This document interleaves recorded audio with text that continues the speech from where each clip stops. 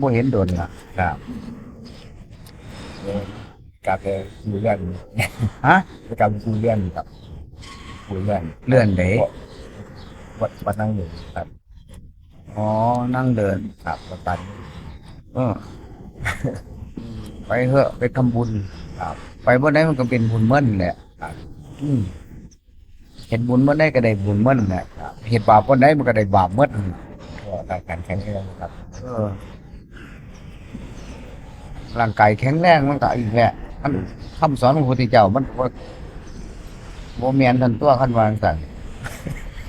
คนว่าอนิจจังทุกขังอนัตตาบักเกิดแก่เจ็บตายบักที่หมู่แต่เฮาเรื่องใส่ทำคำสอนพระพุทธเจ้าบ่ได้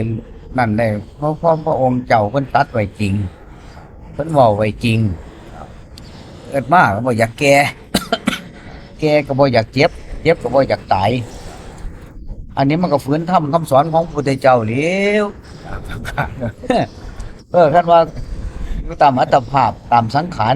คือแนวเว้ยครับใครก็อยากสุขภาพดีทุกคนแหละแม่นบ่ครับแต่บางคนมันก็บ่แม่นเด้ ใครก็อยากมีความสุขทุกคนนั่นแหละแต่ว่ามันบ่แม่นแนวทางมันแนวทางหาความสุขมันบ่แม่นที่เว้าน้ำปากน้ำเล่มันต้องไปกระทำนำอยากได้ความสุขก็อย่าสิไปสร้างความบ่ดี อยากได้บุญก็ให้ละบาป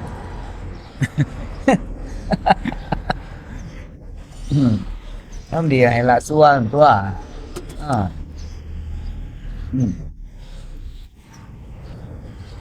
อันจะได้บุญพันบ่ละบาปวันนี้แม่ที่แม่แนวอยากทำดีมันบ่ละซัวก็ยังเสียดายมันอยู่มันก็สิได้อีหยังพออยากมาเกิดมันก็อยากมาแก่พอแก่แล้วเขาก็อยากเจ็บเขาก็อยากตายก็ของมันขึ้นโดยเหตุของมันผลมันกับเป็นมาจังสี่ที่ล่ะนี่แหละแต่ว่าทำคำสอนของพระพุทธเจ้าเพิ่นที่เฮายอมรับกันก็ยอมรับกันบ่ดีตัวกราบไหว้ได้กราบถึงพระองค์เจ้าเพิ่นก็ย้อนเฮาเข้าถึงความเป็นจริงเฮาคอยสิบิดเบือนอยู่เรื่อยสุขภาพแข็งแรงว่าแล้วเป็นคำอำนวยอวยพรก็เข้าใจอยู่ดอกแต่เวลาทำบุญแล้วก็บุญมันก็อวยพรให้มีความสุขคือกันล่ะเว้ยทำบาปคือกันบาปกับอวยพรให้มีความทุกข์ยากความลำบากคือกันแต่ที่ว่าจั่งใดนะครับมันก็อวยพรมันคือกันแล้วความจริงมันก็เป็นมาจังซี่ที่เฮาศึกษาธรรม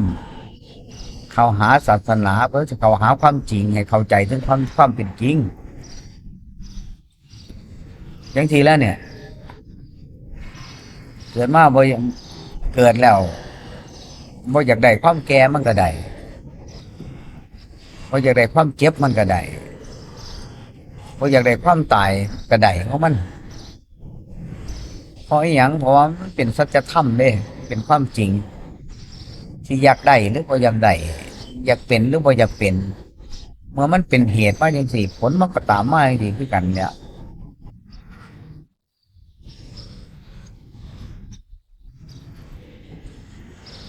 ของมันความจริงมันสิ่งนี้มันเลี่ยงบ่ได้เกิดมาบ่แก่มันก็เป็นไปบ่ได้เจ็บก็เป็นบ่ได้บ่ตายมันก็เป็นไปบ่ได้เฮามาเข้าหาศาสนาเฮาเข้ามาถึงทำคำสอนของพระองค์เพิ่นเพื่อที่เขามาหาความเป็นจริงน่ะก็ถือว่าได้หลีกเลี่ยงความจริงเพื่อสิยอมรับความเป็นจริงโดยที่ว่าบ่ได้ค้านหมู่เฮานี่ค้านเด้ยอมรับด้วยความจำยอมรับด้วยความที่ว่าหาทางออกบ่ได้มันบ่แม่นแนวทางของศาสนาเพิ่นสอนบางคนก็ว่าฮู้อยู่ว่าสิเกิดสิแก่สิเจ็บสิตายก็ฮู้แล้วฮู้แบบกิเลสเนาะบ่ฮู้แบบธรรม ก็เว้าได้ตัว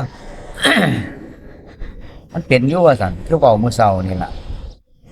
อดีตผู้กำกับเพิ่นผู้การเพิ่นมาทำบุญวันเกิดเพิ่นแล้วถามว่าตั้งแต่เกิดมาอายุ72 ปีจนป่านนี้เคยคิดในบ่ว่าอายุตั้ง72 ปีมานี่เฮ้ยเห็นบ่คนเกิดมาแล้วเวลาตายแล้วอาบหามาสมบัติไปมีบ่บ่มีใครตอบได้ครับตอบความจริงทุกคนเลยมันมีไผหาบหามไปได้มีไผเอาไปได้ทุกคน บ่เชื่อหูเจ้าของอย่างไหนเนาะหูที่เขาบอกกันว่าเกิดมาก็มาตายตาเขาก็ได้เห็นคนตายแล้วเห็นว่ามันหาบหามาสมบัติไปใส่ทุกคนฟังอยู่กับหูได้ดูกับตาได้พิจารณาอยู่กับใจเจ้าของมีแต่ความจริงล้วนๆแต่ถึงขนาดนั้นก็ยังบ่ฮู้เรื่องฮู้เล่าวอยู่นี่แหละก็ยังมีธรรมคำสอนคันฮู้ก็ฮู้แบบกิเลสก็ฮู้อยู่ดิเกิดมาก็สิต้องมาแก่มาเจ็บมาตายเกิดมามันคือหมอหนึ่งหมอเว้าล่ะเว้ยว่าอิหยังก็ฮู้อยู่ตายแล้วเอาไปบ่ได้จักคนแต่อยากเอามาใส่ศาสตร์นี่ว่าเอาความดีตัวเองก็บ่ได้สร้างไว้บุญตัวเองก็บ่ได้ทำอยากได้มันก็บ่ได้แล้ว คันความอยากมันได้กันทุกคนโลกนี้ก็เอาแต่ความอยากเป็นประมาณมันสิสมความปรารถนากันทุกคนเลยทีบางคนมันมีความอยากอยู่แต่มันบ่ได้ก็มีมันเป็นย้อนหยังก็เป็นย้อนกรรมเจ้าของมันมองถึงความเป็นจริงอีหลีนี่คนเขามีความอยากแม้แต่คนบ่อยากมันก็ยังได้ก็มีที่ว่าได้บ่อยากรวยบ่คิดว่าตัวเองสิรวยคือบ่อยากนั่นแต่อยู่ๆมามันรวยขึ้นมาเองจังซี่โดยที่ว่าบ่ได้ตั้งอกตั้งใจบางหมอก็เห็นว่าถูกรางวัลที่1จังซี่โดยบ่ได้คิดเด้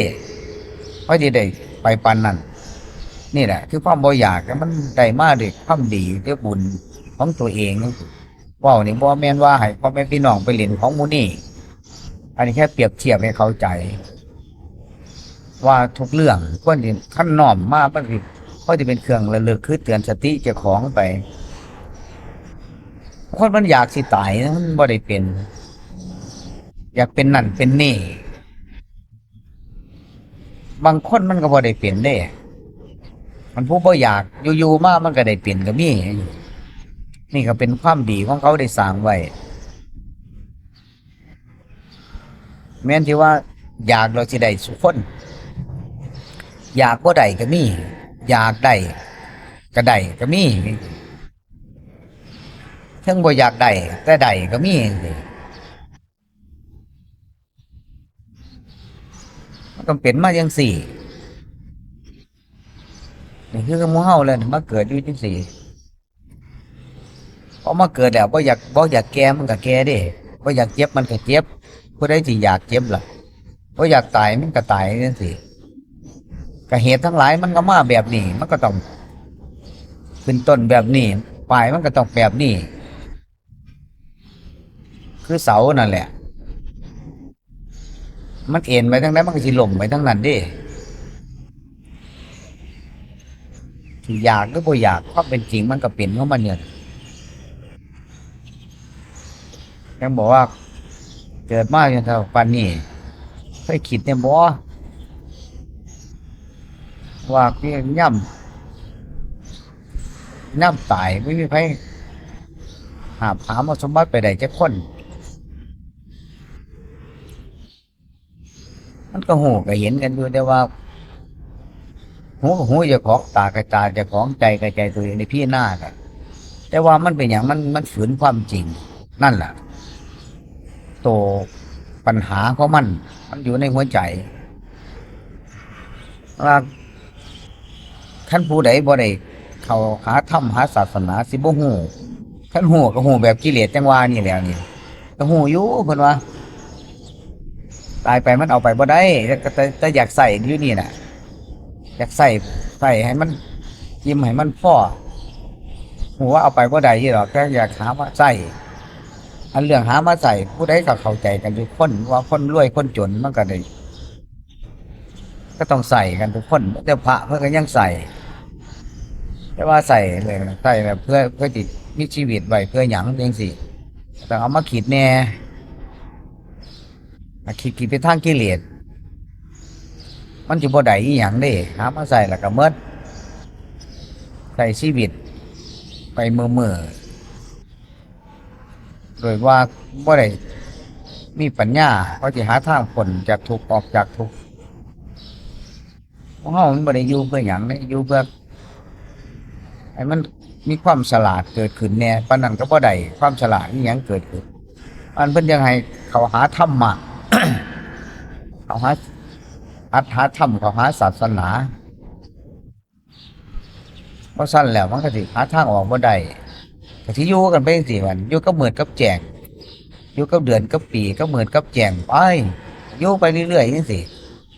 อยู่บ่ได้เพื่อหยังเพื่อสนองความต้องการของความอยากไปทั้งที่ความอยากคือว่ามันเป็นกิเลสเฮาก็บ่ฮู้ว่ากิเลสมันเป็นจังไดความโลภเป็นจังไดความโกรธเป็นจังไดความหลงมันเป็นผิดเป็นไผ่ส่ำใดก็บ่ฮู้บ่เข้าใจมันสิไปเข้าใจจังไดเพราะบ่ได้ศึกษาธรรมะบ่ได้ชำระสิ่งที่มันพาให้เฮาหลงเฮาบ่ฮู้เรื่องฮู้ราวเฮาก็สิจมจังซี่เฮาก็สิหลงไปจังซี่ล่ะเป็นยังว่าในส่วนเขาพรรษาก็พากันเข้าวัดเขาว่าพากันไปนั่งสมาธิภาวนาสงบสติอารมณ์เจ้าของแน่เพราะฉะนั้นน่ะใจก็เฮ็ดงานเหมือนมือกายก็เฮ็ดงานสนองตามความอยากหมดศาสตร์บ่มีเวลาสิได้พักได้ผ่อนบ่มีเวลาสิได้เข้าหาความเป็นจริงเทื่อย่ำไหนเราสิได้ออกได้บัดนี้ก็อยู่กินกันไปจังซี่อยู่เป็นกันไปจังซี่แหละนี่เหมือนพระมาอยู่ในฐานะจังซี่ก็สิอยู่ได้ส่ำนี้ติของที่มันดีกว่านี้มันก็ยังมีมันบ่ดีซ้ำต้องเฮาคิดเด้ก็เหมือนกับนี่แหละสถานที่ของเฮาว่าดีคนอื่นเขาแฮงดีกว่าอีกเฮาว่าเฮารวยกว่าหมู่อีกคนอื่นเขาแฮงรวยกว่าเฮาอีกเฮาว่าฉลาดกว่าหมู่คนอื่นแฮงฉลาดกว่าเฮาอีกจังซี่เฮาอย่าไปคิดเอาเฉพาะเจาะจงเฉพาะหลงเจ้าของมันบ่แม่นหรือว่าสิเข้าใจว่าแต่วังน้ำเขียวดีวันอื่นเขาก็ดีคือกันนี่สิก็ย่อมที่จะเปิดทางก็ย่อมรับคนอื่นคะแนนที่เดี๋ยวแต่กิเลสเจ้าของไปขีดไปขวางคนอื่นเขาความผิดของเจ้าของว่าดีกว่าหมู่มันก็บ่แม่นเด้ลองคิดถึงหัวใจคนอื่นเอาความรู้สึกของไปว่างไว้ใส่สิ่งอื่นมันจะได้กว้างไปเรื่อยมันจะบ่มาจำกัดแก่ตัวเจ้าของคือคนหลงเจ้าของนั่นแหละแล้วมองคนอื่นไว้นั่นเด้ถ้ามองเจ้าของดีอย่างเดียวมันก็มองคนอื่นผิดที่บัดมองเจ้าของว่ารวยกูไปเหยียบย่ำคนเขาจนกว่าเจ้าของที่บัดนั่นมองว่าตัวเองฉลาดมันก็ไปมองคนอื่นเป็นคนขี้โง่ที่บัดนี่แหละคือมองไปทางเดียวบ่หูจักมองไปสองแง่สองงามสองด้านสองทางว่างใจบ่เป็นกลางแต่เอ็นไปเอ็นมาจังซี่เดียมันจะมีแต่โทษมองโลกให้มองตามความจริงผู้ที่มองตามความจริงได้ก็คือใจของผู้เพิ่นมีธรรมบ่เหยียบย่ำผู้ตำต่อยบ่เหยียดหยามผู้เพิ่นสูงกว่าว่างตามความเป็นจริงเพราะสมมุติมันก็มีอยู่จังซี่ สมมุติดีสมมุติชั่วสมมุติสูงสมมุติต่ำสมมุติถือสมมุติผิดเพราะฉะนั้นคนมีธรรมเท่านั้นตั้งแต่หูจักอีหยังเป็นอีหยังดีเพิ่นก็หูชั่วเพิ่นก็หูบุญเพิ่นก็หูบาปเพิ่นก็หูเฮาสิหูแต่บาปอย่างเดียวบุญก็บ่ทำเข้าใจว่าเจ้าของสลาดมันก็บ่แม่น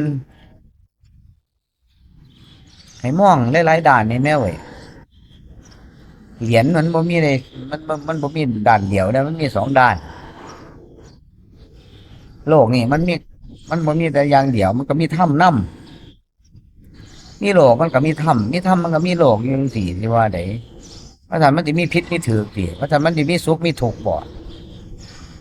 มันเป็นมาแต่ใดมันลองเอาใจมาไฟในท่านถ้ำนั่นแหละเป็นกลางมองในเห็นความเป็นจริงอยู่ตลอดจริงว่าแต่จริงในสมมุติไฟดีไฟชั่วไฟถูกไฟผิดไฟบุญไฟบาปไฟสุขไฟทุกข์หมู่นี่แหละถ้ำแหละเนี่ยแนมไปใส่มองไปใส่มันก็ที่มองตามรับความเป็นจริงมันมองแบบกิเลสแนมแบบกิเลสคิดแบบกิเลสมันคิดไปสุดโต่งเด้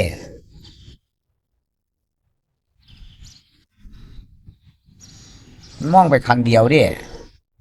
มันเข้าข้างเจ้าของไปผู้อื่นแล้วบอกเข้าข้างถ้ำมันนึงว่าบ่มีข้างมีสุขางข้างใดเพิ่นก็มองให้รอบให้รวยหมดที่กับกิเลสมองข้างเดียวมองคือว่ามองแต่สิเอามองแต่สิได้บ่มองไว้ถึงว่าผลมันเสียหรือผลบ่ได้ขึ้นมาเหตุจังไดมองไว้แต่สิรวยเวลามันจนขึ้นมาที่เหตุจังไดมองว่าสิมีเกิดมันบ่มีมาที่เหตุจังไดนี่ถ้ำเพิ่นสอนไว้เพิ่นบ่ให้ลืมตัวพนงตนเฮาล่ะมันสุดโต่งแต่ถ้ำเพิ่นมองรอบด้านมองทุกข้างคือทิศใต้ทิศเหนือทิศตะวันตกตะวันออกนั่นล่ะมันก็มีสุดทิศของมันที่มองแต่ทิศเดียวมันก็ไปไว้ได้มองแต่โลกอย่างเดียวบ่มองถ้ำมันก็เจ๋งไปชิบหายที่มันก็มีปัญญาแต่ไปทางโลกปัญญาทางถ้ำมันขี้โง่ก็มองบ่รอบเดียมองบ่ถูกทิศเนาะคือไม่มันเอียนมันก็สิล่มไปทั้งนั้นมองทั้งโลกมันก็เห็นโลกไงมองทั้งกิเลสก็เห็นกิเลสอ่ะมองทั้งธรรมมันก็เห็นธรรมที่มองเห็นบุญมันก็บุญมองเห็นบาปมันก็เป็นบาปอยู่ว่าไหนฮัดมองกว้างเนี่ยห้องแบบธรรมนี่แหละขั้นมีธรรมนำหัวใจมันสิมองเห็นใจเขาใจเล่ามันบ่มองเห็นแต่ใจเจ้าของใจของจากใดของไผเขาโดยคำนึงถึงความทุกข์ยากลำบากของคนอื่นเพราะนั่นนะกิเลสมันที่เข้าข้างเจ้าของอยู่อย่างสี่นั่นได้เป็นดีเสียเนี่ยว่าเป็นบ่ยอมปัญหาถึงรังแกกับบ่ยอมได้หรอบัดนี้ถึกเอารัดเอาเปรียบกับบ่ยอมถึกกดถึกโกงกับบ่ยอมเอาเปรียบคนอื่นกับบ่ยอมคือกันปฏิเขาเอาเปรียบบันกับบ่ยอมคือกันเนี่ยมันบ่ยอมไปคนละทางไปเพราะนี่มันบ่มองแบบถ้ำมันมองสุดตรงมองเข้าข้างแต่กิเลสอย่างเดียวมันก็จะเป็นนั่นสิเลยมาเรื่องพากันใส่ใจสนใจเรื่องอัดเรื่องถ้ำในช่วงเทศกาลที่เขาพรรษานี่ครับให้พากันเล็งภาวนาคนบ่เคยเข้าวัดพากันเข้าไปเหอะวัดนั่นนี่อยู่ทั่วเมืองไทยวัดใดก็ได้ครูอาจารย์ตรงไหนพอที่แนะนำสั่งสอนเฮาได้ไปศึกษากับเพิ่นไปเอาความดีกับเพิ่นก็จะได้ชี้ช่องบอกทางให้เฮาได้หูเรื่องหูเล่าเฮาเป็นคนตาบอดบ่เชื่อคนตาดีเฮาเป็นคนขี้โง่บ่เชื่อคนฉลาดเฮาบ่ มีอัตมีธรรม เฮาก็ต้องเชื่อผู้เพิ่นมีอัตมีธรรม อันนี้ก็สิบ่ยอมไผอันนี้ก็บ่เชื่อไผเชื่อที่กิเลสเจ้าของก็บ่แม่นเด้พากันเฮ็ดเอาอย่างช่วงเขาพรรษากับพันเขาวัดเขาว่านี่แม่ล่ะสิมาเข้าแต่ตอนตายจังสิว่านั่นซุมื้อคนเข้าวัดเห็นแต่คนเสื้อดำคนเสื้อขาวบ่เคยเห็นเลยเดิไปเผาผีกันอยู่ในวัดบ่ได้เข้าไปเอาสาระอีหยังเลยเอาแต่ของบ่ดีไปทิ่มใส่วัดแมวหมาขี้เหือนไก่ขาขี้ถูดก็โยนเข้ากำแพงวัดเบิดลูกหลานแนะนำบ่ได้สอนบ่เอาก็โยนเข้าวัดเบิดเอาแต่ของบ่ดีเข้ามาเอาบ่ดีก็สอนเอาทั่วว่าซั่นน่ะพ่อแม่มันก็ยังสอนบ่ได้เนาะเอามาให้ผู้บาอาจารย์เพิ่นนักใจจังไดเอามาให้ศาสนาก็เอาของดีถึงตัวคือเอาข้าวน้ำซ้ำปลาโภชนาอาหารนะเฮามีหยังเฮาก็ถวายจังซั่น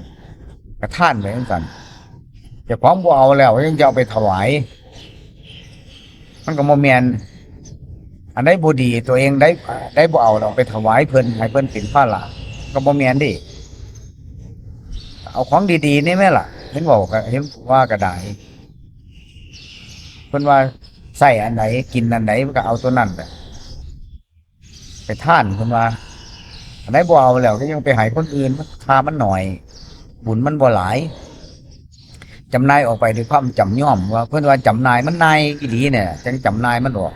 เอาไว้มันบ่เป็นประโยชน์เพราะว่าจำนายออกยิ่งผลศีลผลทานเพิ่นว่าทำบุญแบบประณีตก็ได้ของประณีตทำของดีก็ได้ของดีเพิ่นว่า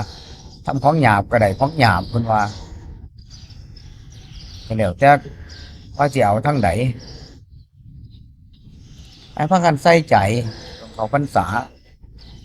อาการมาสวดมนต์ไหว้พระนั่งสมาธิภาวนารักษาศีลนี่แม่ล่ะอันนั้นก็สิบ่เอาอันนั้นก็สิบ่เอาแต่กิเลสอย่างเดียวมันก็บ่ไหวหรอกเว้ย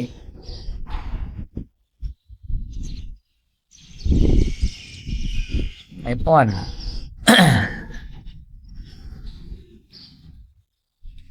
สัพพะโรควินิโมโต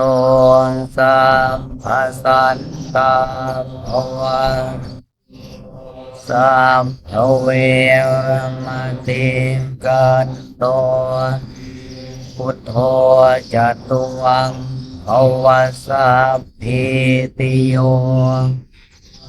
ชัตตุสัพพะโรโควินาศตุมาภวันตรายโยสุขีทียุโกภวะอภิวาทนาสิสัตเต